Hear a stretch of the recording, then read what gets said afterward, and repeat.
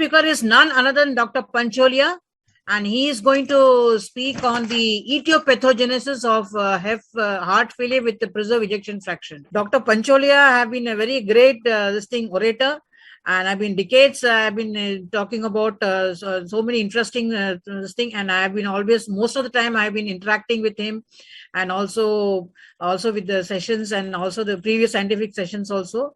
So now we are going to listen to him on this heart failure with the preserved ejection fraction. And I request Dr. Pancholia to be on this thing and start your talks. Thank you very much, sir.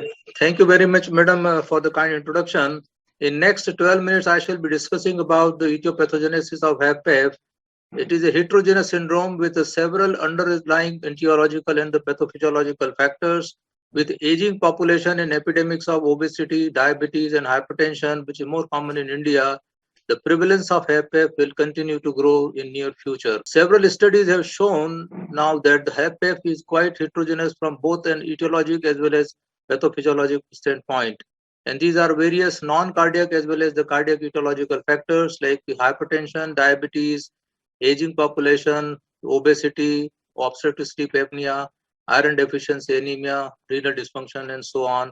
Apart from that, the cardiac conditions like ventricular dysfunction, atrial dysfunction, autonomic dysfunction, vascular dysfunction, and valvular dysfunction. There are non-cardiac comorbidities also like volume overload, like hyponatremia, anemia, hypoalbuminemia, obesity, and pulmonary related are the subclinical subpulmonary dysfunction, obstructive sleep apnea, and COPD, and other conditions like hypothyroidism and rheumatoid arthritis. The clinical situations here, the mean age is 74 to 78 years, majority women, hypertension in 55 to 84% of the patients, coronary artery disease in 34 to 53%, atrial fibrillation 21 to 69%, and diabetes 32 to 47%.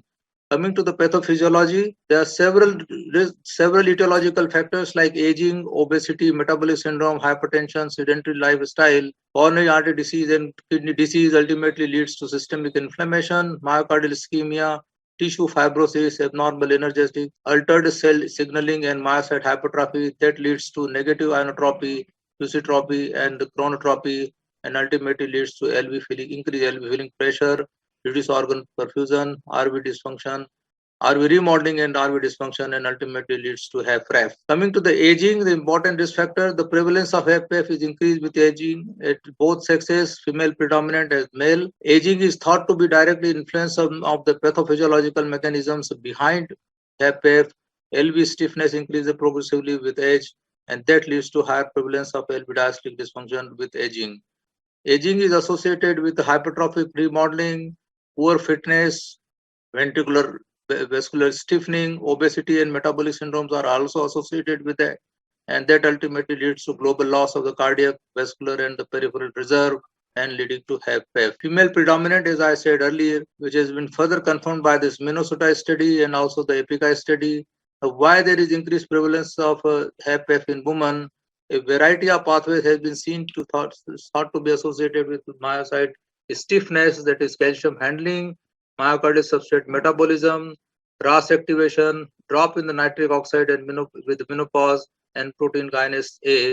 So these are the various reasons why the prevalence is more in women. Similarly, the readmission rate is also much more in women in these clinical trials. Aging phenotype, the community-based studies have highlighted the high incidence of HFpEF in elderly and very elderly, and age-related systemic changes contribute to myocardial molecular dysfunction and eventually to cardiac structure alterations and HFpEF. Hypertension is another risk factor.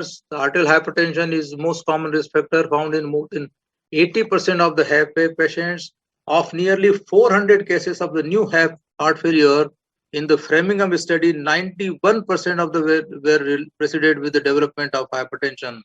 And this is one of the Indian study which showed the prevalence associated with hypertension is around 79%. The basic mechanism behind that, the hypertension associated with the pro-inflammatory state with the increased wall stress, cardiac fibrosis, hypertrophy, and stiffening of the cardiomyocyte, and ultimately leads to HFpEF. And all-cause mortality is increased when they discharge when diastolic blood pressure more than 90 millimeter of mercury. The mortality rate is increased. Another risk factor is, or another etiological factor is diabetes. BMI and diabetes are the strong predictor of the new onset HFpEF, which has been seen in more than 28,000 individuals from the 4 large cohort studies. And this is the mechanism. There is a multi-protein interaction and cellular changes with the neurohormonal regulation, inflammation, and genetic transcriptional translational changes. All this ultimately contributes to HFpEF related to hypertension and related to diabetes, and all cause mortality, cardiovascular death, and heart failure hospitalization increased when the diabetes is associated with HFpEF. Apart from that, when there is a perfusion defect also that predict the outcome in HFpEF, the all-cause hospitalization is increased. Hospitalization for heart failure is also increased. Increase in all-cause death and increase in cardiovascular death. Obesity is another important etiological factor. The obesity HFpEF phenotype is clinically relevant. The characteristics of the obesity HFpEF patients is increased plasma volume, more concentric LV remodeling, greater RV dilatation, increased epicardial fat thickness, and greater total epicardial heart failure. So these are the contributors which are associated with the obesity. BMI is a stronger predictor of HFpEF than HFrEF, and this is the mechanism. The obesity is related to the increase in the leptin levels, RAS activation, reduction in the BNP levels, with increase in the plasma volume, sodium levels, more inflammation, cardiac fibrosis, renal fibrosis, arterial fibrosis, stiffness, and that leads to increased LV stiffness and leading to ultimately clinical HFpEF. Similarly, outcome is also not good. All-cause mortality and non-cardiovascular mortality is increased when obesity is associated with HFpEF. And obesity and diabetes, they are considered to be the phenotype 3 with the highest risk of primary endpoints. Obstructive sleep apnea is an important etiological risk factor for making the diagnosis of HFpEF, which is more common there in HFpEF rather than HFrEF. And this is the mechanism. There is increased sympathetic activation, oxidative stress, systemic inflammation, and when it is associated with hypertension, diabetes, atherosclerosis, obesity, leads to non-ischemic LV dilatation or ischemic LV dilatation, leading to HFpEF. Obstructive sleep apnea is associated with increased risk of admission with HFpEF with relative risk of 2.2. Atrial fibrillation is another contributor with a shared risk. HFpEF and the atrial fibrillation with a shared risk profile with increasing age, anemia, renal failure, hypertension, valvular heart disease, and coronary artery disease. Prevalence is around 67% in HFpEF patients, and this is the mechanism. There's a diffuse fibrosis, AV dysynchrony, and the decreased diastolic reserve leading to HFpEF. Mortality is also increased when HFpEF is associated with atrial fibrillation. Coronary artery disease is another etiological factor which is commonly seen in patients with HFpEF, but the relationship is not fully understood. Though associated with common risk factors, it is also possible that coronary artery disease and HFpEF simply coexist without any mechanistic relationship.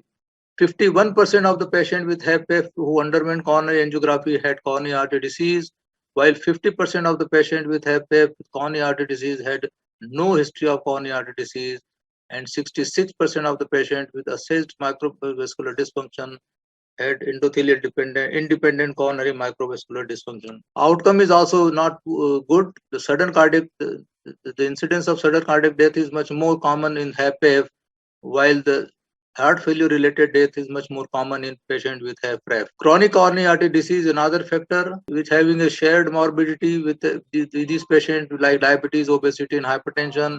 It also leads to vascular changes, neurohormonal changes, systemic inflammation, and dysregulation of the mineral metabolism that ultimately leads to microvascular disease and HFpEF. So this is the mechanism of how CKD is related to HFpEF. And again, the outcome is not good. When the HFpEF is having a HFpEF patient having an eGFR less than 60, the mortality is increased. Iron deficiency is another factor.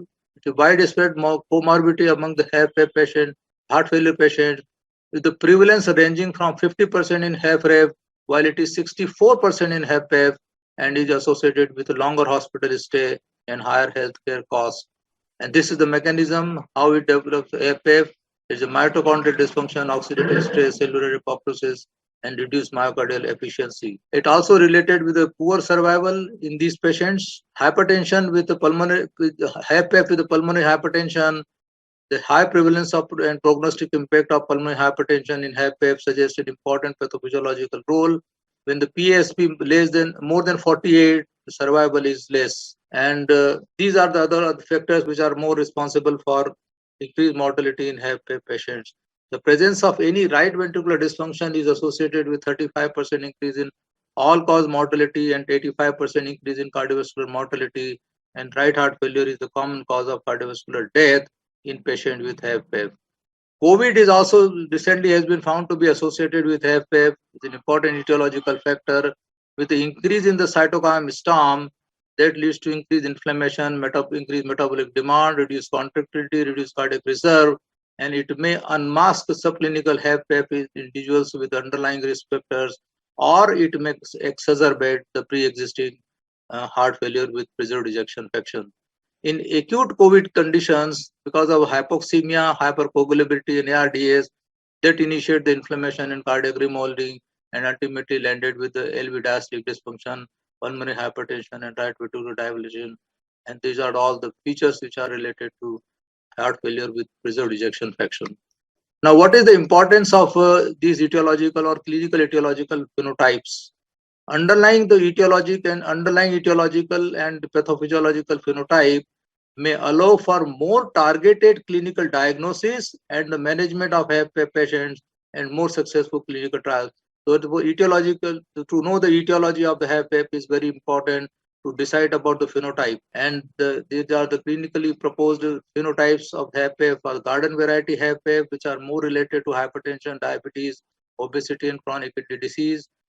CAD HFpEF related to coronary artery disease, right heart failure HFpEF, atrial fibrillation predominant HFpEF, SCM like HFpEF, high output HFpEF, valvular HFpEF, and rare causes of HFpEF. And based on that, we can decide about the therapy. For the garden variety HFpEF, you have to go for the better control of BP, diabetes, obesity. And for the CAD HFpEF, you have to go for the beta blockers, SC inhibitor, ARBs, or revascularization. For the right heart failure HFpEF, diuresis, ultrafiltration. SCM HFpEF, go for the verapamil, diltiazem, and long-acting metoprolol. High output HFpEF, treat underlying cause and use diuretics. And valvular HFpEF, you treat the valvular heart disease. And rare causes of HFpEF, go for the clinical trials. So take home message at the end, HFpEF is a heterogeneous syndrome with several underlying etiologic and pathophysiological factors. Aging, hypertension, diabetes, and obesity are the association of these factors with HFpEF have poor outcome in the clinical trials. And lastly, defining etioclinical phenotype may help in the management of patients with HFpEF and possibly lead to therapeutic progress in the future. Thank you very much.